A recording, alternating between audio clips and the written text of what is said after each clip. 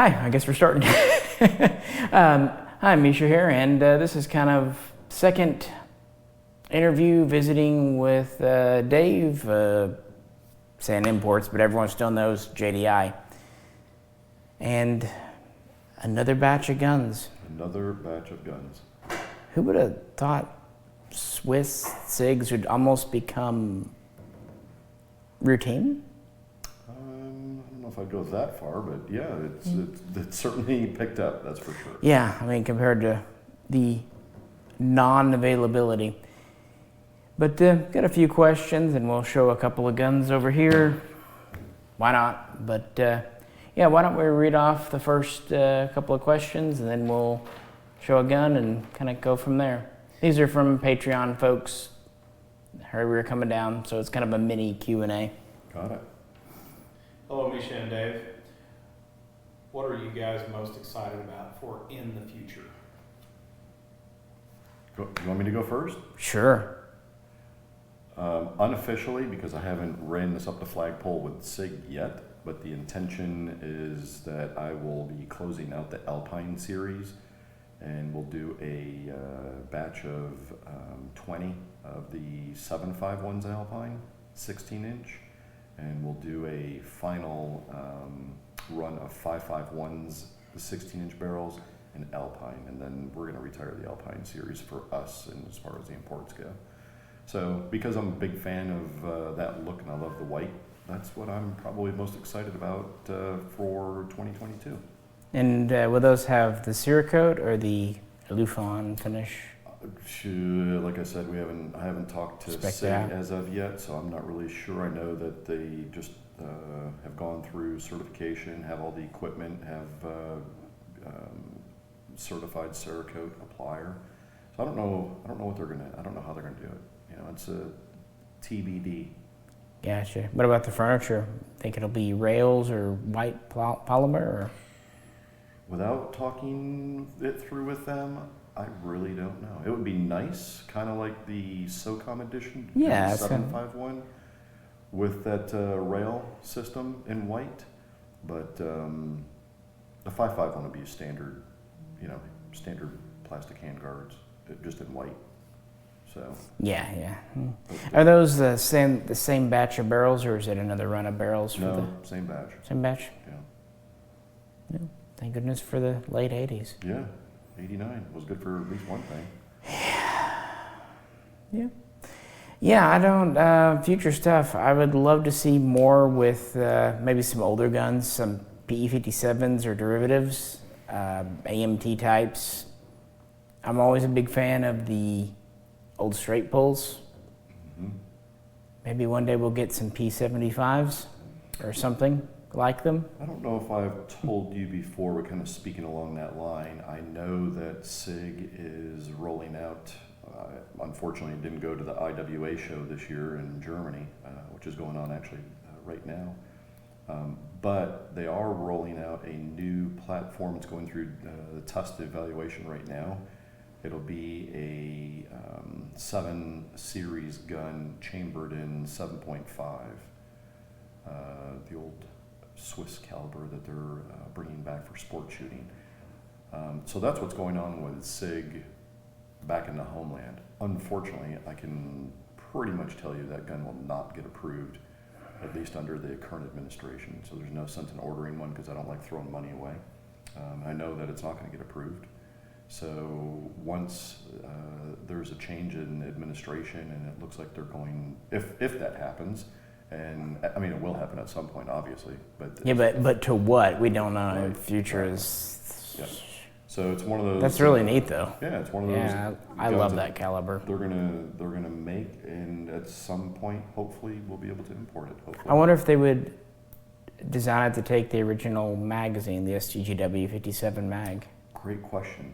I would. I mean, that's a tried and tested mag, and there were still a number of them in Switzerland. Why redesign the wheel? Yep. Yeah. Great. So yeah. Next question, Dave. Would you be willing to generally discuss which SIG configurations consumers can expect to see imported in 2022?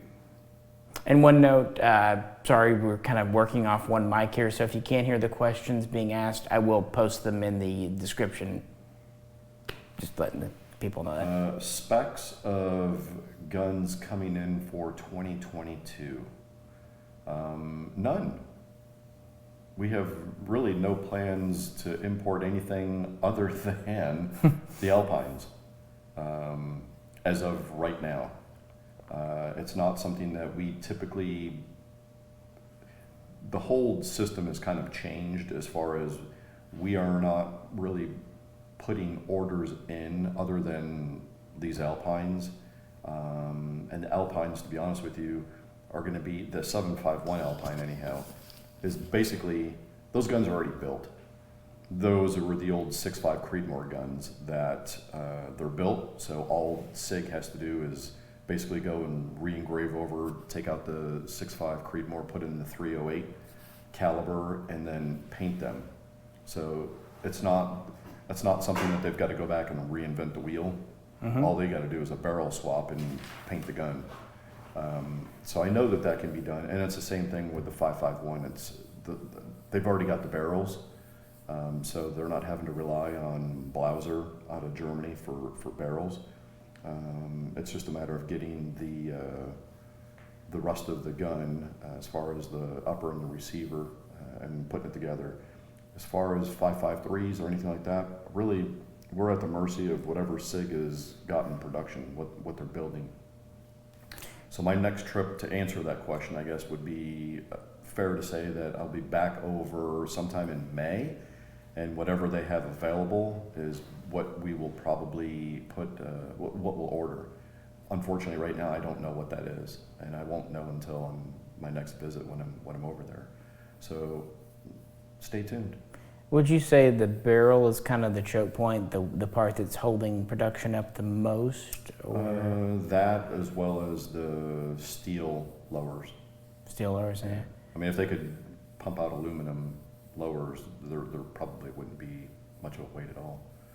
You know, I mean, kind of toying with that 5.51 Alpine of doing a AL-USA lower. I don't know. In the Alpine. Yeah. Speaking of the 5.53s, are you still doing the custom order sheet, or is that Yeah. kind of okay? I hadn't heard of that recently, Nope. but yeah, Haven't done it in over a year. yeah, It's just not in the cards right now. makes sense because it takes so long, and you never. And let's be honest, half the time they were out of a part that someone wanted for a build, or something went kind of awry. Yeah, it's just easier to take what they've already got built. Yeah. So. Next question. Could you tell us a little about the new gray Illiflon aluminum lowers? And that's actually a good time to crack this open. Is that one on top? No, of course the one I want is not on top.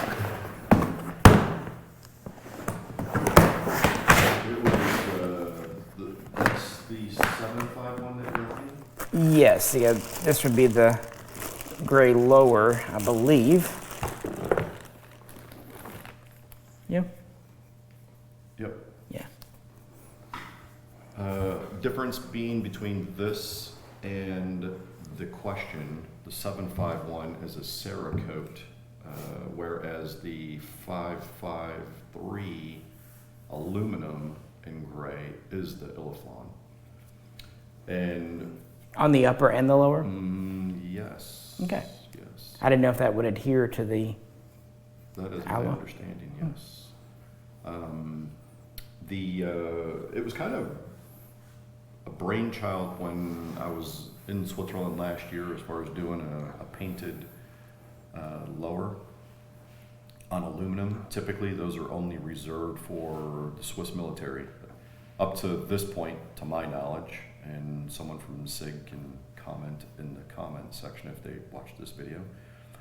My understanding is, other than the only time that SIG has ever painted aluminum is for the Swiss military.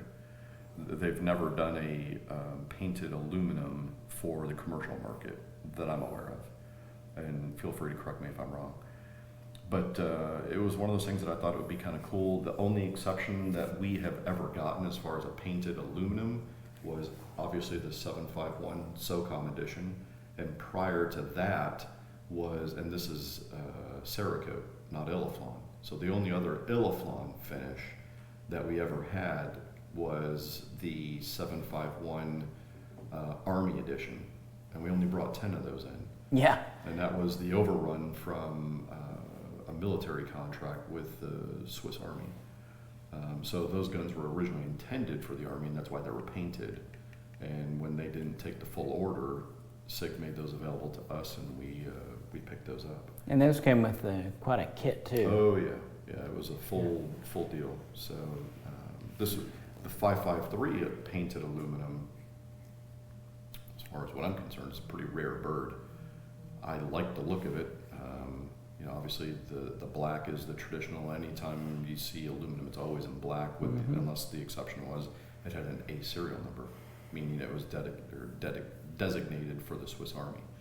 So this is kind of something that's an anomaly as far as I know. I don't, like I said earlier, I don't ever know of them doing a painted aluminum outside of a military contract. So this was kind of a rare bird. And when we were here last time, they were actually texting back and forth, and these were pretty much this configuration, but they were going to be FDE, and then they went to the gray, as you see here, not so much me. And just a quick side note on this, when they originally had built those guns, it was a two-tone gun, kind of like the ones that we have now with the diopters, which is a two-tone on the website. The lowers originally, the spec was to have it done a painted aluminum in gray. And when we got the order confirmation from SIG, it said that it was a painted aluminum gray. And during the months leading up to, there was an email correspondence going back saying that it was going to be a black lower, and then the next email it was back to a gray lower. So I'm assuming that it's a gray lower. And when we finally got the build or the shipping information, it was back to black aluminum lower. So which I called the company and said it's supposed to be gray. And there was a little bit of a discussion, but basically they had to pull all 40 of the guns out of the pallet and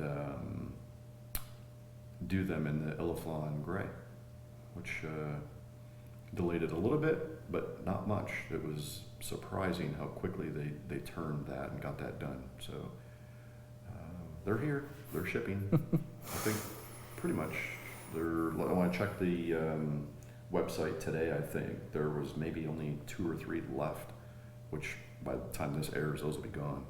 And were those the pick rail or the diopter ones? Pick rail. Okay, yeah, the ones that were and those were the 1 in 7 versus the others that were 1 in 10. Correct.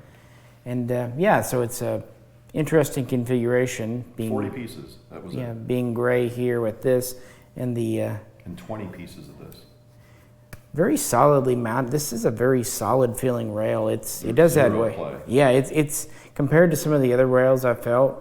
This one's tight as a drum, and I think it's interesting. This has a real muzzle break on it versus something, a bird cage. It'll be interesting to see, because I don't really feel so, but I've heard people complaining about the recoil on these 16-inch guns, more so than the 20s.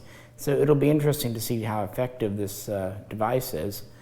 Another kind of surprise is that it's a 4-way regulator instead of 2. So fans of suppressors rejoice, because that's typically what, a $150 upgrade. Yep. So at least for the quote-unquote SOCOM, they're doing some pretty neat stuff. And it doesn't. This doesn't have the ovular cut out, does it? Where the name's at, it's not machined out. What's the question? Where it says 751, it's not in an oval this time. No. Some people like that, some people didn't last time. I think that was a conversation we had a year ago, but this time they don't, so it should make some people happy. And of course, 120 round mag, the usual stuff. Prefix serial number still is a JDI CM which designated, obviously, they were Yeah, because that's Formerly what was created. already approved and made, and it's fine. So it'd be special. Yeah. Let's take a short break and we'll pick back up.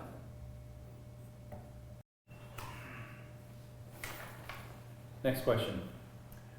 How has the gas valve changed on the 300 blackout? Will there be a four-way gas valves available for that 300 blackout? I will have an answer on that next time I visit Switzerland. It's when they originally came out with the 300 blackout, it had a 4-position gas valve. Then it went to a 2-position gas valve, and I am suspect if they're going back to the 4 or going to leave it at the 2. And the only reason I say that is because when the 553Rs came in, that had a 4-position. So my thinking is if they're going to do a 2-position in 300 blackout, they would do a 2-position in the 553R. In my theory, but I'm not a technical person. I don't really know if that's if there's any credence to that or not. But I will find out in the near future what the gas valve situation is with the 300 blackout. The one that I have, which was the one that we sent to ATF for testing, it was a prototype. It's a low serial number. It does have a 4-position in it. I've never had a jam or problem with that thing, and I only run it suppressed. So I haven't shot the 553 300 blackout with the 2-position, so I haven't heard of any problems. But Yeah, I don't think Vickers had any. No. And, yeah. well, I'm trying to remember, that was an early one as well, so that would have had the 4-position in it. The last batch that came in, I believe, had the 2 positions in it, Was that the? which was the one with the black furniture. Gotcha. Yeah, I was trying to think which one that had. Was that the Quad rail. Quadra? Yeah, there you go. I was thinking one of them. I couldn't remember if it was the 553R or the 553. They start to kind of blend together a bit because those two are very similar in their configuration. Yeah, the one I shot in the 553R was the 4-position too. Okay. Next question. Would you be willing to discuss your role in the Sig Sauer Vickers guide and what that experience was like? I actually didn't remember that question was coming next, so apropos. Boy. So I guess it started, man, I want to say it was back in, I'm not good with dates. That's what happens when you get older. But I want to say it was either 15 or 16. Larry had reached out to me and had asked if he could get into the museum in Newhausen. And I said, sure, but they probably aren't going to just let you in by yourself. There's going to have to, it's easier to get you in if next time you tag on to a trip that I'm going on. And he's like, let me know when you're going. So we did that. I remember it was the fall, I believe, but I don't remember what year it was. I want to say 2015. Let's just go with that. Maybe it was 2016. It was one or the other. And we went through, spent a full day at the museum, and he shot a lot of photos. His photographer, James Rupley, did a great job, laid everything out, and went through. And the SIG Volume 1 book, I thought that the whole book originally, and I think maybe the original intent was it was just going to be on Swiss guns, and then just things got busy. Obviously, other books came out before the SIG book did. If you take a look at when the photos were taken and when the SIG book came out, there was probably at least 2, if not 3 other Vickers guides that came out between that time. And I would occasionally just email and say, what's the update? And it was kind of like there's other things that are ahead of that.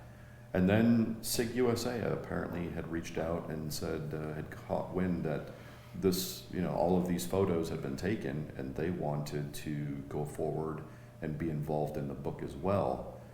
So the one book that was supposed to be just Swiss guns ended up being a SIG history book, if you will, to include SIG USA.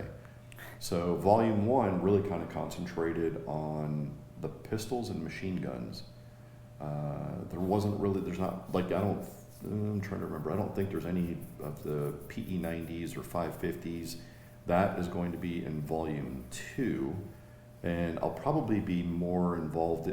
My involvement, to answer the question, as far as Volume 1 goes, it was getting the team in to be able to photograph all of the books.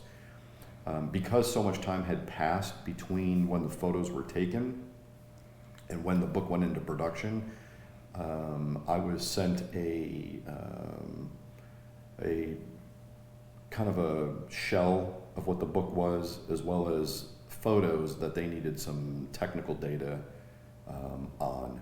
And I know that, you know, Len and Terrace was also involved in giving some of the information on the early 49 series guns and the early P210s. It's kind of his specialty. But I'll probably be more involved in the rifle book, just because my expertise tends to lie not in so much the early P210 guns, but in the PE series guns. They'll probably have to, I've already gotten the rough shell of data to be filled in, fill in the blanks for the upcoming Volume 2.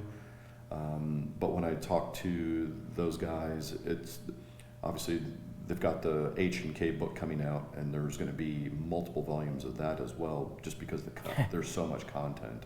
You just can't fit it all into one book without the book being... Well, that was kind of Vickers' absolute specialty, was HK, at least. Right. I mean, I can't even imagine how much information could be put in there. Yeah, and I'm looking forward to Volume 2 coming out, obviously with an emphasis towards what I'm specializing in. I'll be more involved and really look forward to that book. Do you have much interest or experience with the PE57s, the 510s, or? Not my specialty. If I were to say, things being what they are, you never know when it's your time. The person who I probably would have leaned on heavily for that information was probably former, wow, I'm having a senior moment, can't think of his name off the top of my head. He was a Boeing engineer out in Washington. He passed away I know, years ago. yeah. It's not fun getting old, but... Estes?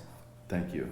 Okay, yeah. Estes So, yeah. Adams. Yeah. Thank you. That's what I thought. Well, I know the second best. I think we might want to make a connection there, because I know someone who studied under him getting into the 510 series. So not as good as having Estes, but someone who really went through the numbers with him. Yeah.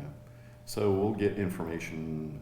Basically, I'll take the shell when I go over to Switzerland and have those folks at the factory fill in some of the blanks, and where they don't have time to do it, we'll reach out to a couple of people in Switzerland.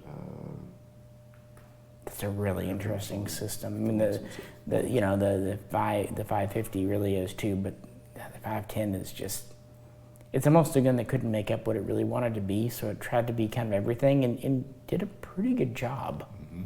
Yeah. In fact, I had a conversation the other day with an individual talking about the service life of the SG 550 and how long SIG has had that contract. From when you take a look at a platform for militaries, it's very rare from what I can see. To have a platform be adopted, I think it was 86.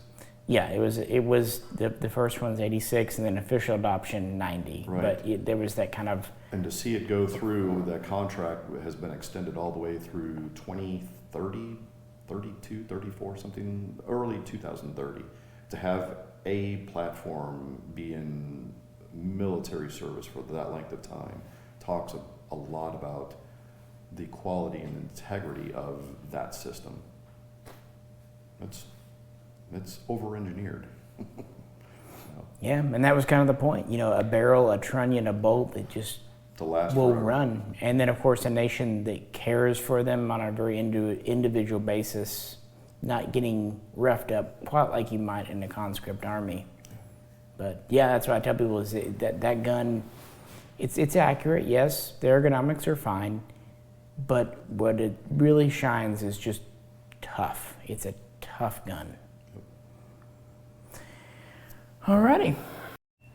Our next question's a little long, so we're gonna paraphrase it a bit and get to the meat of it.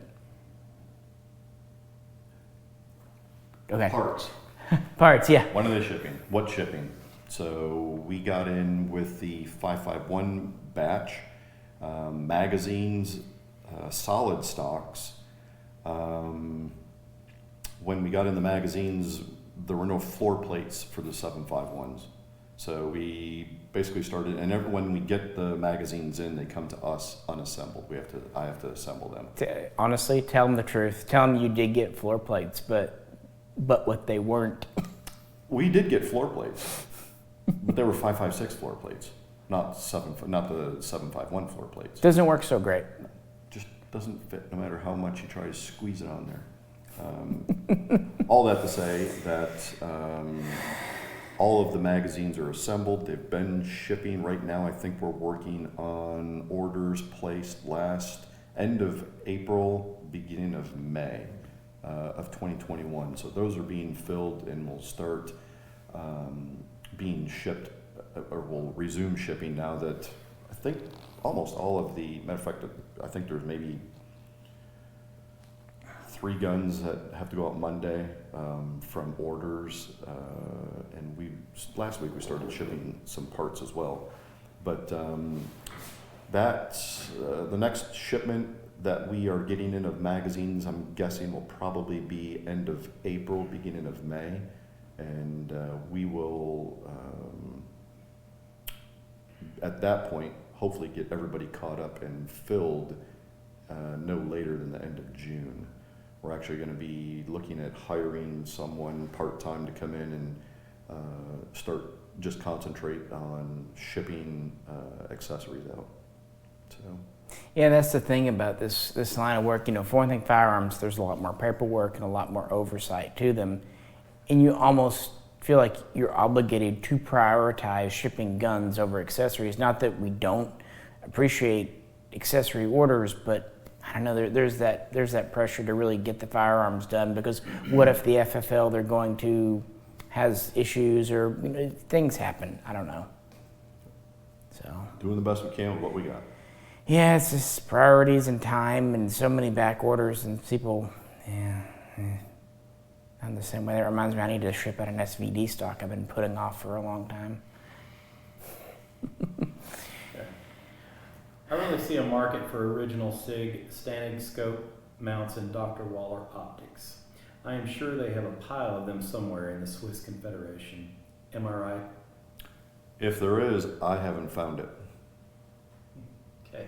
And I think they're probably a little more money than people might anticipate, because a friend got a couple of them out, and even buying them over there and bringing them, they're not cheap. No, they're not. All right. This is going to kind of revisit what you guys were just talking about. Why can't SIG supply enough about stocks or even spare magazines? It's a timing issue as far as on both parts, SIG the company and then as well as us. We kind of already talked on our role as far as being a one-person shop, and there's assembly time that goes into assembling the magazines, and then if there's guns to go out, that's always a priority to get guns out. As far as SIG the company, it's impacted by their military orders that they get in. It's no different than a U.S. gun manufacturer. If you were to talk to SIG USA, and someone the U.S. Army calls and they're putting in an order for 10,000 P320s, do you think that the consumer market's going to see a 320 anytime soon? Yeah. No, they're going to be filling that contract. It's no different with any other company, whether they're in the United States or Switzerland or Germany for that matter. So a lot of it is impacted by, is there a contract for a refurb? Is the Swiss military sending in, 5,000 guns, 2,000 guns that they've got to replace 20-round magazines? They have to replace stocks and things like that. There was a little bit of a delay with stocks because the manufacturer of the stocks we live in a time right now where everybody is out of everything and can't get access to it. So the polymer that they were using, they were missing a component to make the polymer, which threw a monkey wrench into stocks that SIG couldn't get stocks from the supplier because the supplier didn't have access to all of the ingredients for the polymer.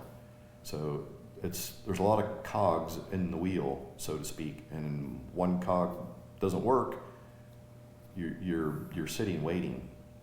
So there's a lot of things that go into. Yeah, even before we started doing this, we were talking about cabinets and one part holding up, basically refurbishing an entire bathroom because one roller or one wheel isn't available. What do you do? And it's no one's fault. It's just, yeah. You do, like I said earlier, you do the best with what you've got. And one thing is during this whole COVID thing, even before COVID, especially with imports, you just got to learn patience, unfortunately. Let's show another gun here. Why not? Sorry for the ASMR plastic bag. But this is one, when you first showed the spec sheet, that I was particularly curious to see and hoping they would produce as they promised. And happy to say they really have. This to me is just neat. We actually get this is black, right? It is. Okay, before I make an ass of myself. Yeah, having, most of the time when you see a black lower, it's aluminum alloy, and that's fine. There are mil-spec lowers. But this is actually a black steel. Mm-hmm.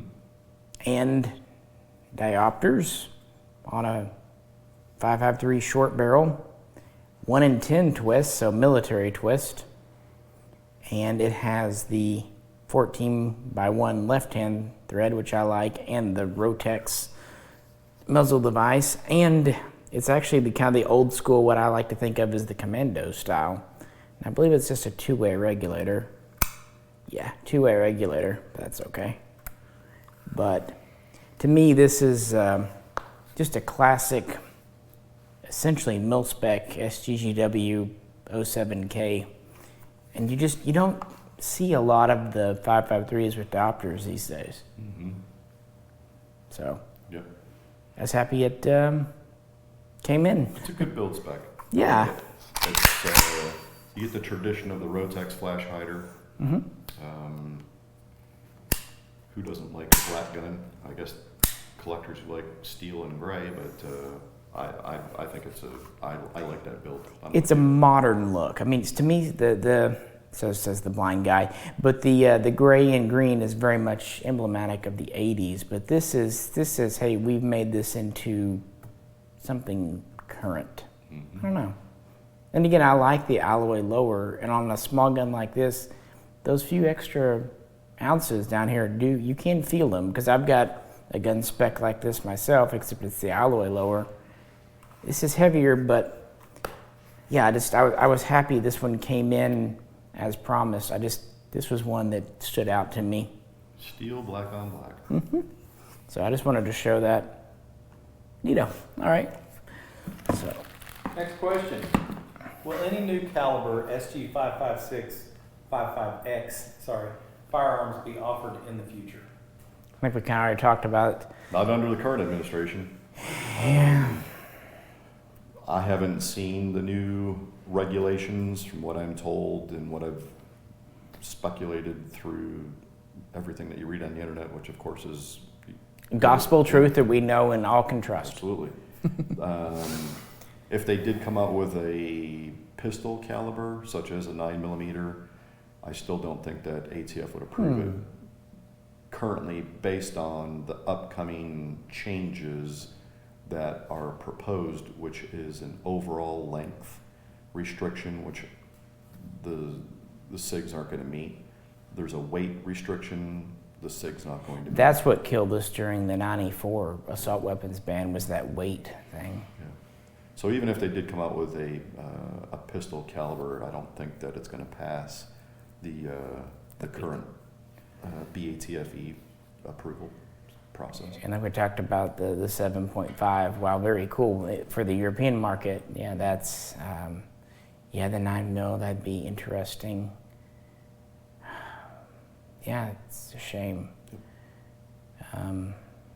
As far as we know, of course, all the current calibers are still kosher that have already been approved. Correct. So, For now. For now. And I'm going to ask this because people do every time. For the last time, 545 by 39. Not happening. Not happening for oh so many reasons, folks. Sorry, you got the ace. Especially right now, it's not happening. Yeah. Because that market is Russia. And with all of the sanctions and with Switzerland taking a stand against what's going on, there's no way that's going to happen. And even if it did happen, again, it goes back to, in a perfect world, they produce it, ATF, BATFE is not going to approve it under the current administration. Yeah. And yeah, where's the market here? And like you said in the past, even if they made it for us, they want 500 pieces ordered? I mean, it's something ridiculously high to do it for us. Market doesn't support it. Yeah. I mean, the 300 Blackout, while an awesome gun, I'm not going to say difficult to sell, but they weren't flying off the shelves quite as fast as the 5.56s and the 308s, just because it's a more specialized caliber. Yep. So yeah, I just thought I'd mention that because I know it would come up. Okay. Any plans to import other types or brands of firearms in 2022? That's the bad part about not being able to attend the IWA show, because that's where we always go and scout and look for new partnerships. But due to personal issues, which I'm not going to get into a whole lot, not having to deal with me directly, obviously, most of you kind of who follow me personally know that my son suffers from Crohn's disease and has had a number of surgeries last year. He was supposed to have a surgery the end of February, which prohibited me to be able to go to IWA. And unfortunately, that surgery was pushed to the end of March. So by the time I found that out, the hotels were booked, and the squeeze wasn't worth the juice as far as the dollars it would have taken to get there. So unfortunately, we'll start looking at some other manufacturers and trips coming up, but IWA show is one stop. Everybody's there. So now it's going to be a more concentrated effort to do some homework on companies before we go. But we'll continue to bring in some of the Weissen defense. The That's what I was going to actually ask. Yeah, because I really enjoyed shooting that gun. It's a great little gun. I love that gun. But as far as other new companies, I know we're going to try to talk with a new accessory company out of Switzerland, which we'll talk more about as that unfolds, if it unfolds. But that's unfortunately anything that we do is going to be an ongoing during future visits, and the first visit back to Switzerland is not going to be until May sometime. Is that pistol still on the table? Which one? Either one? Yes. Yeah.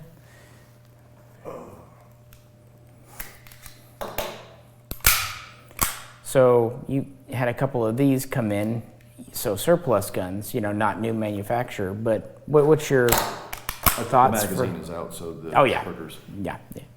Got to keep them safe. It's something they inherited from the French. But these came in kind of, I love surplus. It's really how I got started in modern firearms as an adult. What do you think about bringing in different surplus guns? We are going to concentrate on, obviously, when you say surplus, Swiss surplus, so P210s, the 49 will continue to. The only thing outside of SIG that we really go after is the older Sphinx, and we really concentrate on I think it's the 3000 series guns. I've had a 2000 before, so those are really. I know my old sales rep who worked at Century for, good grief, 3 decades. He thought so highly of the Sphinx brand. That was like his ideal gun. It's beefy, it's heavy gun. Oh yeah. For going to the range and target competitive shooting, it's a tack driver. Yeah. I just, sometimes when the new stuff gets hard to come in, sometimes the old stuff gets a little easier because of 50 years or 5 years, depending on what exactly it is, and that's another avenue. And there's a lot of interest these days in older guns, thanks to different YouTube channels, Forgotten Weapons, See an Arsenal. It's just, and that's great. To me, being a retired history teacher, anytime we see that interest in education, it makes me glad. Yep. Yeah. For sure. Cool. All right. What is your favorite type of Scotch? Wow. Man, totally off the rails. Talk about a curveball, change of subject. Favorite type of Scotch? Not really sure what I am a huge fan of peated Scotch. So my favorite distillery is Lagavulin, and to drink. So I'm a consumer of Scotch, and I'm also a collector of Scotch. So as far as collecting goes, older Macallans are really kind of where I focus as far as collecting goes, as well as Japanese. Interesting. Yeah, so there's a distillery called Kurosawa. It's a closed distillery out of Japan. You can't find a bottle of Kurosawa anywhere for less than $1,000, and they go up to, I've seen them as high as $250,000, $300,000. Kind of, when you get in that realm, you're playing with the older Macallans. But and you guys thought Swiss SIGs were expensive? Yeah. The Scotch business is also not a cheap business. So, but it is fun. Kind of. How do you? You said you collect Scotch. How do you store them, especially down here in Texas? Air conditioned. It's all heat, temperature controlled. There's a medical tape that we actually put on the top of the bottle to stop any type of evaporation. So we go through and we do it right. What's the optimal temperature? I would say probably cooler is always better, but I think here in Texas, I really kind of try to keep it right at about 70. What about humidity? Is out that of direct sunlight? Is humidity a concern, or? I'm sure it probably is, because obviously you don't want to dry out that cork, which is why we also wrap it, take all the precautions that we can. I would say humidity, it's, I don't know what the humidity we have it set at is. Probably, I'm guessing mid-60s. Never really quite thought about it, because where I was born and raised, there are several vineyards, so I know wine collecting to a rudimentary extent, but I've never thought about proper storage of Scotch. Yeah. Usually around my place, it doesn't last long enough for storage. What is the latest news on import regulation changes or alterations? Any new developments or upcoming bans possible? Last time I talked to our ATF consultant, the changes have been reviewed. They have been approved. They've been approved as far as what their plan to implement is. The only people who have seen it, obviously, is the administration. I think who gives approval on that exactly? It'll be the Attorney General now. Okay. Kind of going and taking a page out of Obama's book, as far as ATF didn't have a director when Obama was in office. So he basically used Eric Holder, the Attorney General, as the person to make the decisions within ATF. He has the authority to do that. And the Biden administration is doing the same thing, that the Attorney General will be the person to sign off on changes. They were supposed to be approved by the Attorney General in January, and when I talked to our consultant at SHOT Show, they're looking at June. The only thing that I will say is this administration's got its hands full right now with world affairs, so I wouldn't be surprised if it was delayed more. But at the end of the day, if there's an incident that draws attention to the firearms industry, they may look at doing it in June or even before that. Not to get too deep into politics, especially with YouTube's things, but you'd think with current world events, the importance of citizen responsible ownership of firearms would never be more apparent. Mm-hmm. But double standards, it's unfortunate because imports are they're really intriguing, and it's really interesting to get. Not that there's anything wrong with American guns, but it's always interesting to see foreign ideas and foreign design concepts. It's just interesting. I don't know. And if we lost that, the market would be so much lesser for it. Yeah, I agree. Last question. Dave, what is the meaning of life, the universe, and everything? Did you put that in there? That sounds like a you question. I don't know what you're talking about. I had a friend in Switzerland, not in the firearms industry. I think kind of sum it up best, and that is that if you're going to eat, you eat the best. If you're going to drink, you drink the best. If you're going to smoke, smoke the best. And I think that's just a good motto, pertaining over to the firearms industry. If you're going to shoot, you shoot the best. I think that is in the beholder of whoever you're talking to. So that's kind of the meaning of life: peace, love, and happiness, right? Yeah. Treat your neighbors as you would wish to be treated. The golden rule. So. And it's kind of what we were talking about on the trip down about. I don't care who you are, a Christian, Muslim, Jewish, Hindu, agnostic, atheist.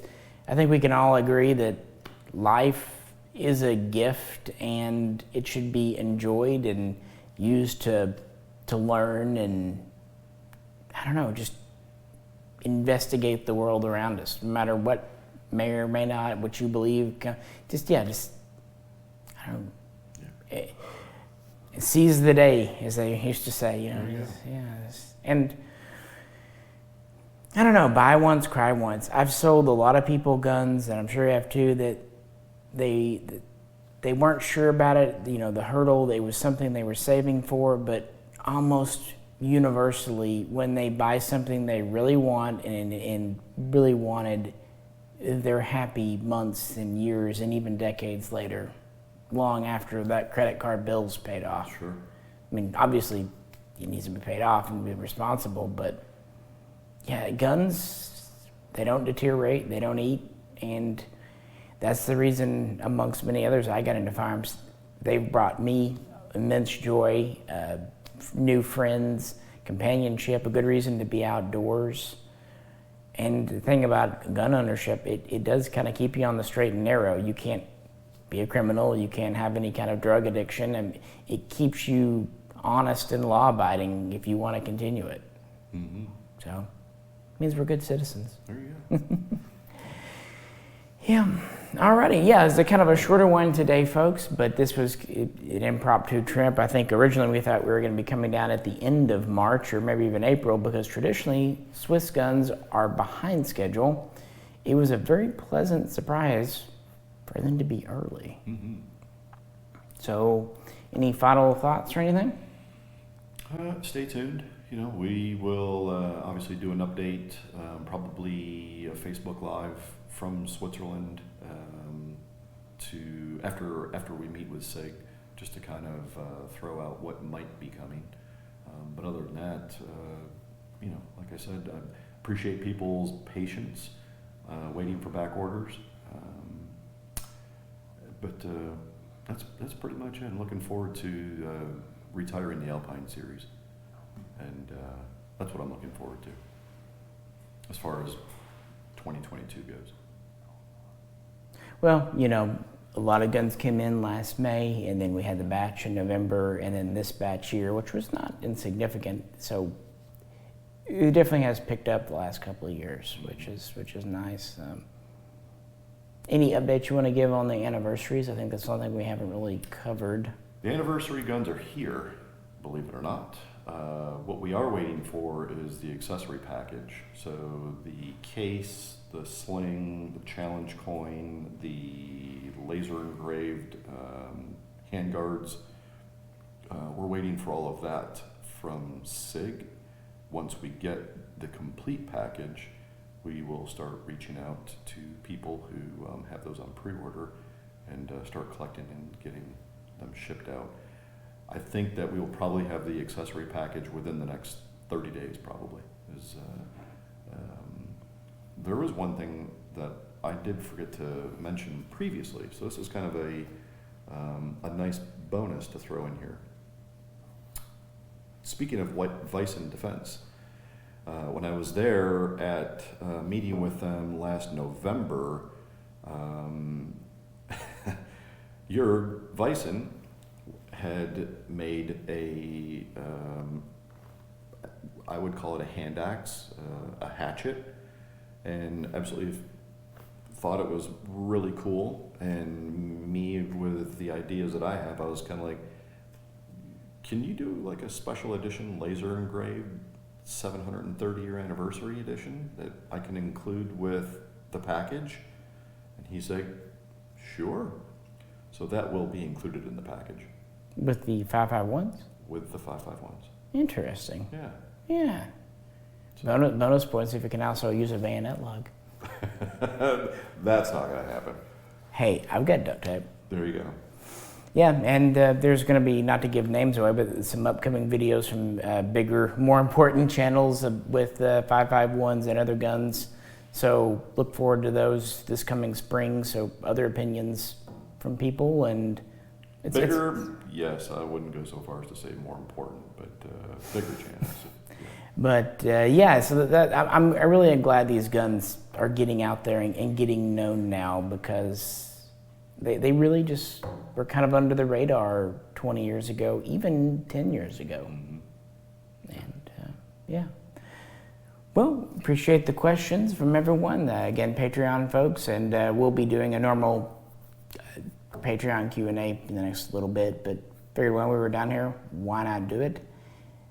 But yeah, as always, if you could like, share, and subscribe, please do feel free to comment below, the usual fun stuff. And if you would like to check out the Patreon for support or whatnot, tiers, there's a link in the description as usual. And with that, we're hungry, so yeah, let's go get lunch. Done. This is Misha, and catch you very soon next time.